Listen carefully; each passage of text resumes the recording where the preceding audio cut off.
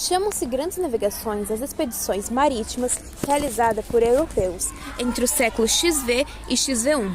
Os prisioneiros na expansão marítima e europeia foram os portugueses e os espanhóis, seguidos pelos ingleses, franceses e holandeses.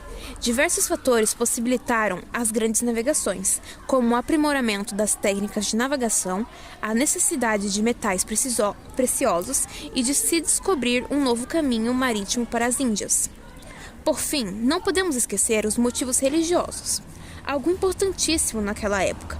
Deste modo, os europeus também queriam expandir a fé cristã às novas terras. Resumo da história das grandes navegações.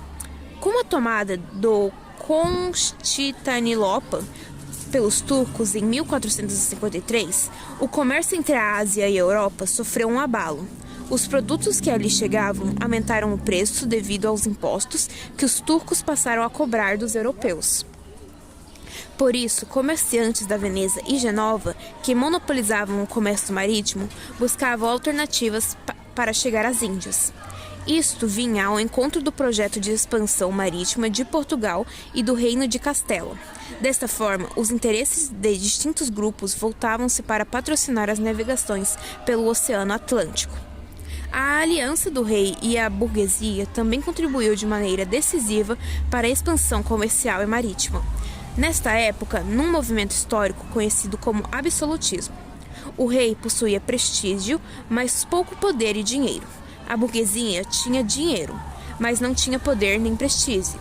Desta forma, rei e burguesia apoiaram e financiaram as expedições para a África, Ásia e a América, e assim alcançaram seus objetivos. Portugal foi o primeiro na realização de grandes viagens marítimas, voltando para o Atlântico e sem possibilidade de expandir-se na Península Ibérica. Os portugueses preferiam aventurar-se no mar Oceano. No início do século XV, Portugal tornou-se o centro dos estudos de navegação, através do estímulo do infante D.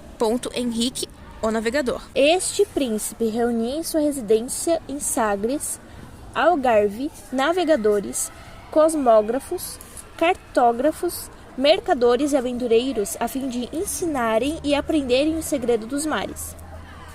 Além disso, D. Henrique patrocinou inúmeras viagens que possibilitaram a exploração da costa da África. As grandes navegações espanholas, segundo país europeu a se aventurar nas grandes navegações foi a Espanha.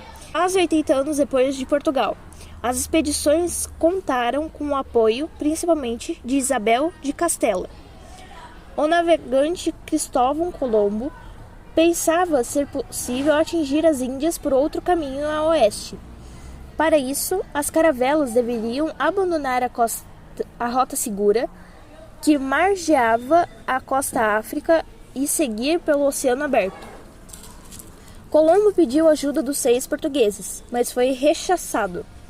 Partiu para o Reino de Castela, onde sua ideia foi considerada louca por alguns, e por outros fantástica. Conseguiu convencer especialmente a rainha de Castela, Isabel I, interessada em expandir seus territórios por mais distantes que fossem. Em sua primeira viagem, Cristóvão Colombo desembarcou nas Bahamas, acreditando ter alcançado as Índias.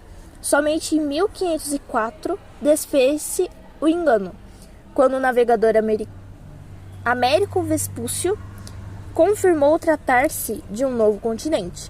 Mesmo assim, até a morte, Colombo sustentava que ele havia atingido o subcontinente indiano. As grandes navegações europeias, devido ao sucesso das expedições portuguesas e castelhanas, outros países tentaram conquistar novos territórios como Inglaterra, França e Holanda. Navegações inglesas, depois de algumas expedições de reconhecimento geográfico ao longo do litoral norte-americano. Os ingleses só começaram a colonizar a América do Norte no final do século XVI. Igualmente, durante o reinado da rainha Isabel I, os navegantes ingleses eram estimulados a assaltar os galeões espanhóis que voltavam cheios de metais para a Espanha. Navegações francesas. Por sua parte, os franceses jamais aceitaram a divisão da América, pelo Trato de Tordesilhas entre Espanha e Portugal. Por isso, disputaram um território dominados pelos espanhóis. As investidas pelo Caribe e pelas costas norte-americanas resultaram na posse do Haiti, da Guiana Francesa, do Canadá e da Louisiana. No século XV, um grupo de franceses tentaram se estabelecer no Rio de Janeiro, no episódio conhecido como França Antártica. Trouxeram inclusive alguns grupos de protestantes que eram perseguidos na França. Navegações irlandesas chegaram à América no século XVI e fundaram Nova Amsterdã, atual Nova York. Porém, seriam expulsos pelos ingleses. Nesse mesmo século, invadiram e ocuparam Pernambuco e Bahia. Conquistaram o atual Suriname e Coração. No Brasil, seriam rechaçados pelas tropas ipistano-portuguesas, mas conseguiram se estabelecer no Caribe, constituindo as Antilhas Holandesas. Na Ásia, os holandeses entraram em guerra com os portugueses para ocupar vários territórios que esses possuíam, como Malaca e o Timor.